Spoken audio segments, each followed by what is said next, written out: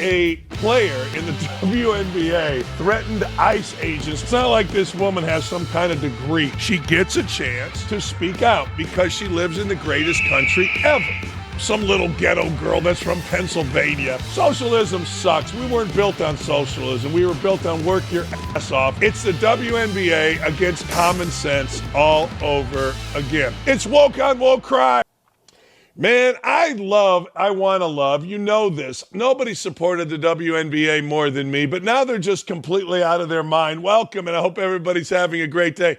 Today's the 10th anniversary where I conned Lee Ross into marrying me, so I'm in a very good mood today. But anyway, the world's dumbest league continues to get dumber. We actually think that a player in the WNBA threatened ICE agents. Listen to this, Natasha, who is seriously making a run at the dumbest player in the WNBA, which is quite an accomplishment, arguably the dumbest athlete out there, which would be an incredible accomplishment.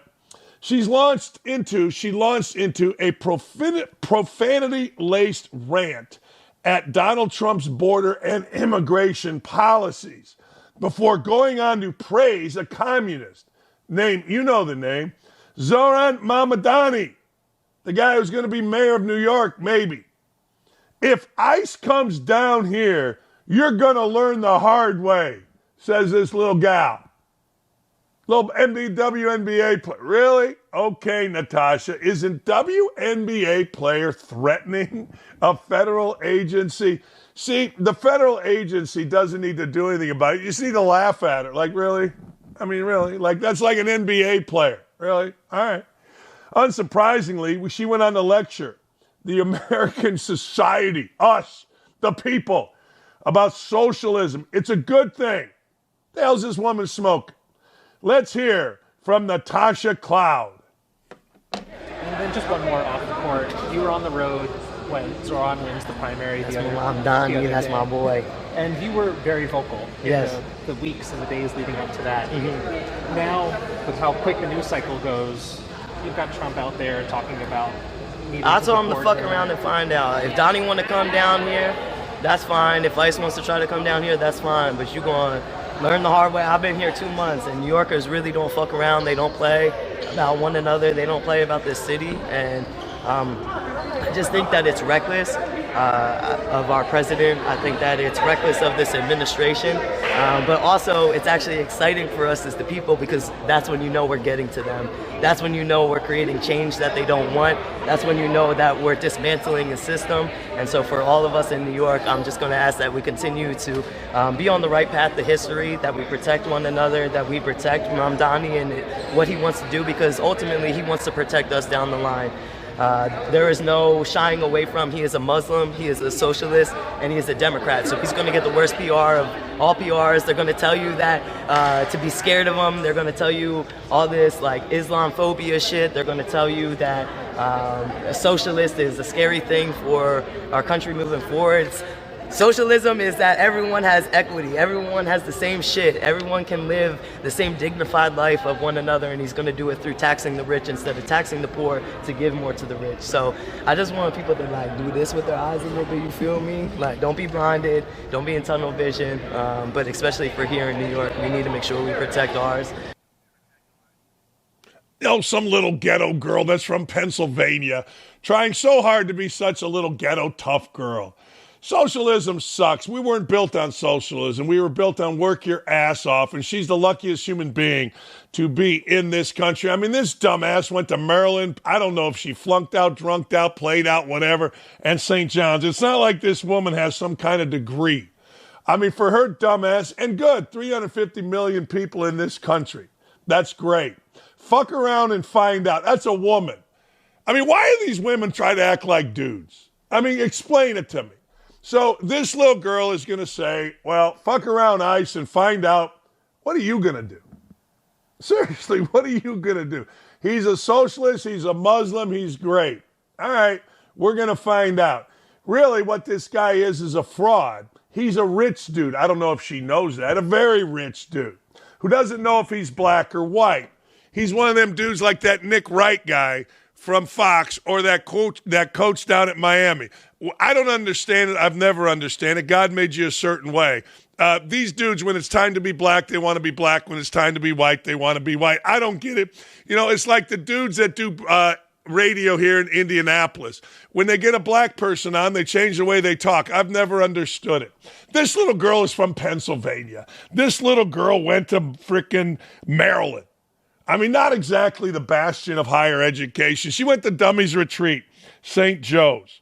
I mean, let's just be honest. She doesn't know her ass from third base. Nothing. Zero. Zip. Nada. But she's got a big mouth, talks like a man, little ghetto girl, and away we go. Good for her. Hey, great for her, actually. She gets a chance. She gets a chance to speak out because she lives in the greatest country ever. Muslim woman wouldn't have a chance to speak out, but she's too stupid to know that. Obviously, let's just make everything equal for everybody. Let's change the entire course of the country.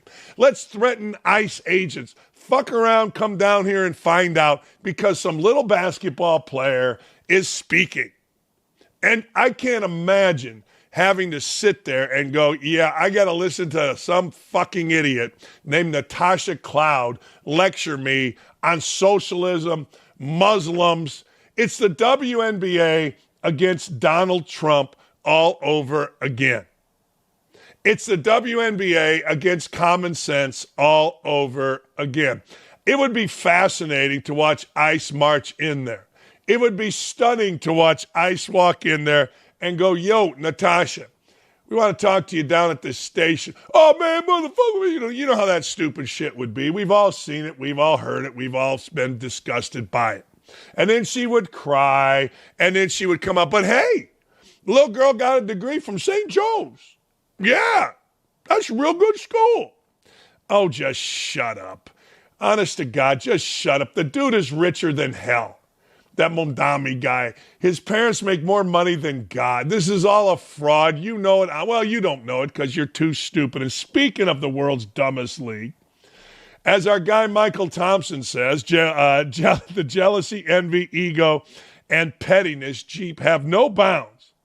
With this one, Cheryl Reeves, the head coach of the Minnesota Lynx, who famously coached the Olympic team last summer and famously kept putting tweets out anti-Caitlin Clark because she's just an angry lesbian.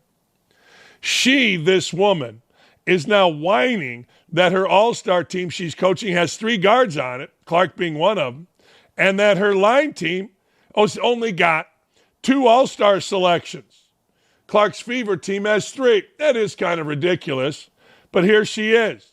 Let's hear Cheryl Reeves doing what Cheryl Reeves does. Be angry, lesbian, bitchin' woman. Yeah, so I told her playing like an all-star is good. That's why they, selected her.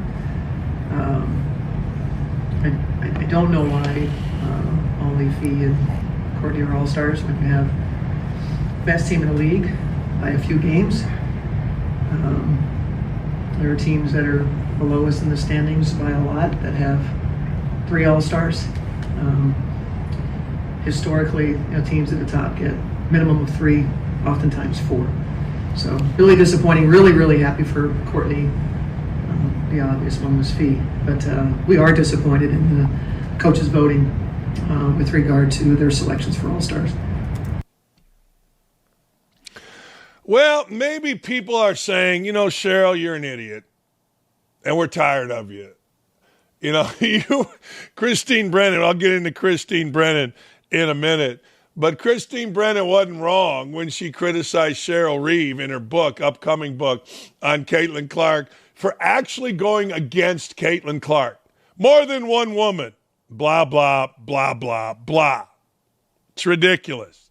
Hey, it is an all-out war between the woke WNBA morons, the players, and a woke journalist. It's woke on woke crime. It is. Turn your heads, people. It's woke on woke crime. Christine Brennan, one of America's most woke journalists. In a newly released excerpt from her book about Caitlin Clark, Brennan addressed a conversation with the WNBA league official who admitted the players have no idea how to handle the press, and the players are not happy. The players are morons. I don't know if you have noticed this, but they are the dumbest athletes in America. I don't care if awful announcing. I don't care if the spin, the spun, the athletic rights, what I just said. They are complete dumbasses. And they show it every day. Listen to what that idiot Natasha Cloud had to say. Just listen to her for a second. She doesn't even know who she is. Is she a college-educated woman? Is she a thinker? Or is she some ghetto girl dropping F-bombs, mother F-bombs, and threatening government agencies? Cheryl Reeves doesn't even understand what's going on in the bigger picture with the league. And these other idiots are just so stupid that everybody knows it. And you just sit back and you listen to the Angel Reeses of the world, the Natasha Clouds of the world, the Dejanay Carringtons of the world, and you just have dumb, dumber, and dumbest. Unfortunately, most of our players have zero idea what real media exposure is like. They don't know what real coverage is like. They have been shielded college, and then they come to the NBA not knowing what real questions are. Frankly, our players just don't get it. Let me help you with that. That's a WNBA official in On Her Game, Caitlin Clark, and the revolution in women's sports. They're stupid. I'm sorry. They are just dumb. I mean, listen to these women talk. Listen to them try to speak. Meanwhile, the Bayou Barbie, a.k.a. Angel Reese, appears to have reached her boiling point with league officials. It's just the best. Tearing into them after her team lost to the Lynx, stating, "I don't give a damn if I get fined. That shit cheap. That shit cheap." These girls all went to college. That shit cheap. And I'm tired of this shit. God bless you, ladies. I've had about enough. Anyway, here's this idiot, Angel Reese. That's for all four quarters. Is there something positive that you kind of take away from this game going into the next game with the Mystics? Yeah, I think we fought really hard. It's tough when you talk to officials and I asked them, hey, we only shot 2 free throws. We only went to the free throw line twice up into the fourth quarter, and she tells me it's not her job. So I know it's frustrating because I know how hard we're battling inside. And I think that we came down and fought as hard as we could with what we had. And I just know that we continue to grow in this. And I think this is a leaping step for us. And obviously we know we can compete with the best. But that has to be fixed. And I don't give a damn if I get fined because that shit cheap. And I am tired of the shit. Because I've been nice and I've been humble with it, but I am tired of the shit. Who cares? It isn't the official's job. It's not. Hey, we only go to free throw line twice. Not the official's job. It's your job. Officials call fouls. That was a big Gene Katie thing back in the day. Look at that. And then officials would change. And it's not their job. What are they supposed to do? Well, golly gee, Angel Reese is talking to me. It's not their job to put you on the free throw line. It's your job to get to the free throw line. It's your job to get fouled. That shit cheap. Hey, just wanted to say we appreciate you watching the show. This show is fire every day, seriously. If you love the content, which we know you do, make sure you head on over to youtube.com/@OutKick/videos to like, comment, and subscribe. Man, oh man, that way you'll never miss any of our great content. It is just simply another day in the traveling circus known as the Morons Women's National Basketball Association. It really is amazing. It really is. I mean, the level of stupid is outstanding every day. Remember when Angel Reese and her band of idiots pulled into some place? Nobody was there except one guy asking a question. Hey, Kennedy Carter, why'd you cheap shot Caitlin Clark? And they started yelling and screaming, these little girls, about, oh, we can't get into our hotel. Man, can you imagine? Seriously, can you imagine traveling with this band of idiots? Sitting there having to listen to Natasha Cloud every day, like having to listen to this moron and her false sense of intelligence. Ignorance, think about this, and arrogance is the worst way to go through life. It causes you to crash. You can be ignorant, but as long as you know it, as long as you're not arrogant about it, that's fine. You can be arrogant, but as long as you're not dumb, ignorance and arrogance, that means you're so stupid, but you don't know you're stupid. That's bad. I know I'm stupid. Yeah. Former UPenn swimmer and teammate of Lia Thomas, Monica Berznacka, revealed just how absurd the entire ordeal was of having to compete alongside a man, and how the university shunned literally everyone who spoke out against Thomas and the unfairness of him participating in women's sports. I always tell you there's a backstory. And the backstory on this just sucks. I mean, the University of Penn, how ridiculous. Listen to this. A deep sense of peace and validation is how this lady felt after Thomas was relieved of his records. Not only for me, but for all the girls on the team, for all the girls in the swim world, in the swim sports, except Pat Forty, the writer, who was too chicken shit. His daughter had to compete against men, and he was too chicken shit, Pat Forty, the writer, to say anything about it. But that's all right. Women's record belonged to women, and that protecting the integrity of women's sports still matters. She identifies as someone with conservative values, which, of course, wouldn't fit in at Penn, because the people at Penn and the people at the NCAA are so ridiculous, such jackasses, it's amazing. But she grew up feeling compassion for transgender people. Her views changed when she was placed next to Thomas in the locker room. We have a very, very, how should I call it, like deep LGBT presence on campus, where the campus building or the dormitory, rather than flying the U.S. flag, the trans flag, the LGBT flag were flown. You could say it encourages if a person is very confused about their identity. Of course it does. That's what they do. All you got to do is talk to my wife. The recruiting of the LGBT whatever community is constant. My wife, as a freshman at the University of Toledo, this isn't anything new. First time she went to a softball party, she was a softball player, was grabbed by two of the straight girls and said, hang with us, because she are going to try to recruit you. A couple of the girls had to leave campus. This has been going on for years. The culture of softball and women's basketball is horrific in college. It's horrific. Hell, 30, 40 years later, my wife got the Syracuse University softball job. She got the job because the coach there got fired for having an affair with the shortstop. The coach at Bowling Green, I shouldn't say that because I'm not 100% sure on that.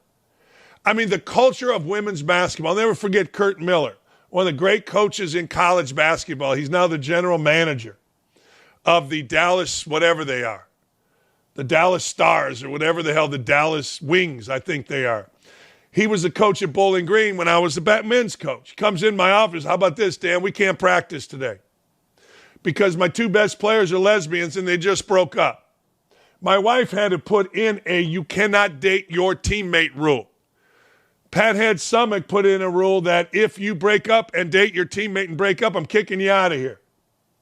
The culture of women's sports in softball and basketball is god-awful, horrific. The lesbian culture is dominating. And this is exactly right. You could say it encourages it. So many women have had my neighbor at Penn. This goes back to the 80s. She went to Penn to play basketball. She was a great player, brilliant woman. She had to quit the basketball team when her roommate was in bed with a teammate and they were yelling and screaming. It became too constant. The culture is god-awful, and nobody wants to admit it. These lesbians are horrible to straight girls. They're the most vile people out there to teammates.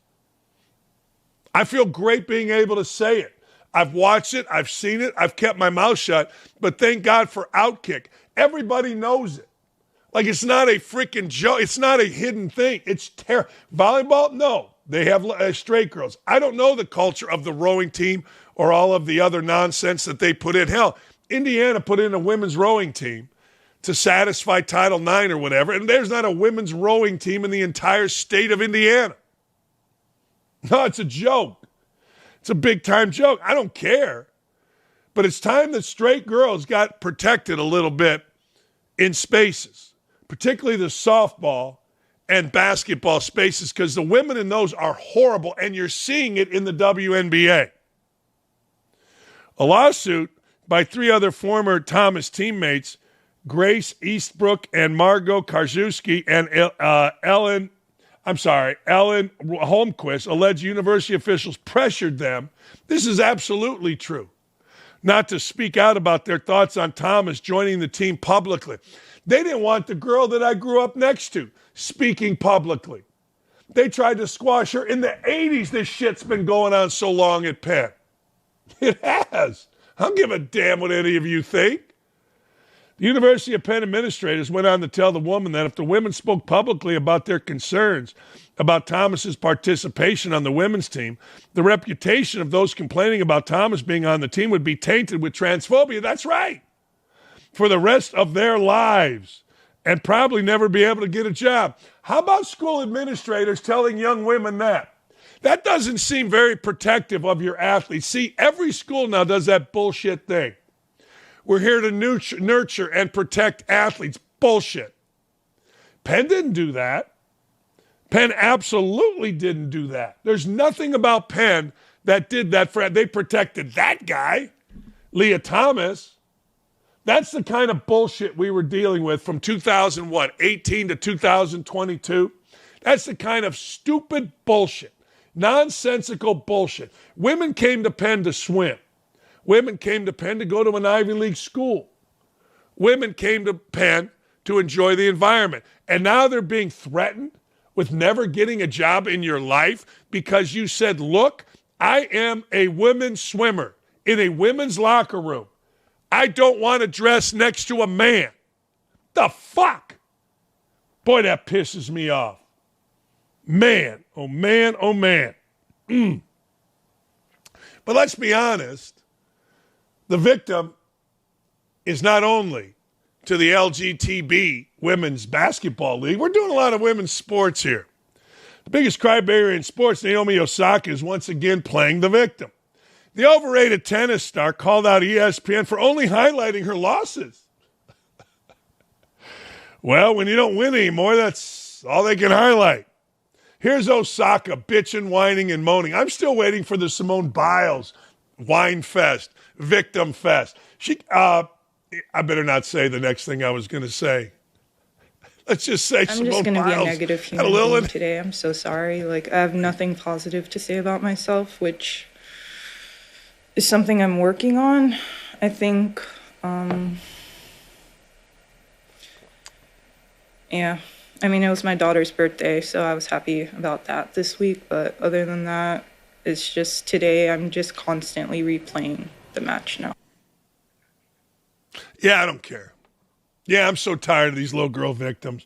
Here's what she says about ESPN. Bro, why is it every time I do a press conference after a loss, ESPNs and blogs got to clip it and put it up? Well, I mean, because you used to be good. Why don't they clip my press conference after I win?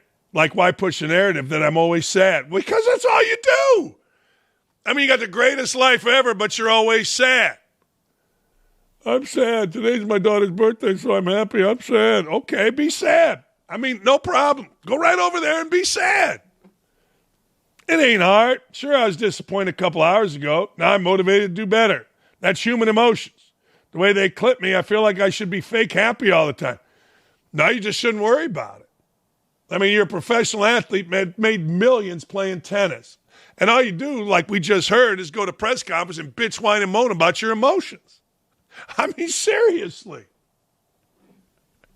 Seriously, that's all you do.